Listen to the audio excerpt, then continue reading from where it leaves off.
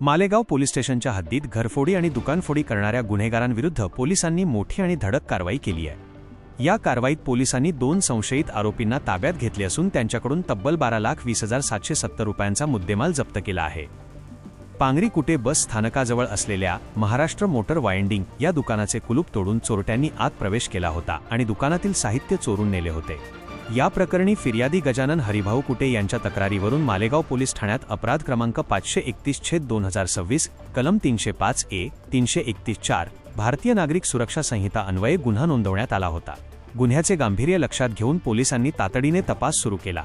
प्राप्त झालेले close circuit television footage, CCTV footage आणि गुप्त बातमीदाराकडून मिळालेल्या माहितीच्या आधारे तपास पथकाने सुलतानपूर बीबी रस्त्यावरील खापरखेडा फाट्याजवळ असलेल्या हॉटेल राम भरोसे येथे छापा टाकला। तेथे पंचांसमक्ष घेतलेल्या झडतीदरम्यान रामनारायण दिगांबर चव्हाण, राहणार खापरखेडा, तालुका लोणार, जिल्हा बुलढाणा, हमीद खा, शाबास खा, वय 42, राहणार सावजी गल्ली, डोणगाव, जिल्हा बुलढाणा या 2 संशयित आरोपींना ताब्यात घेण्यात आले।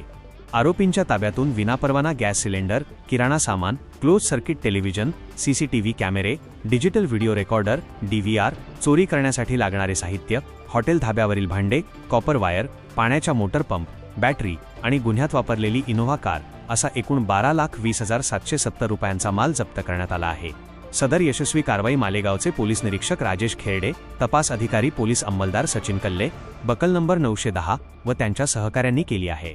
वाशिम जिल्हा प्रतिनिधी जावेद धन्नू भवानीवाले अशा नवनवीन बातम्यांसाठी चॅनलला सबस्क्राइब करा आणि पाहत रहा MH न्यूज मराठी।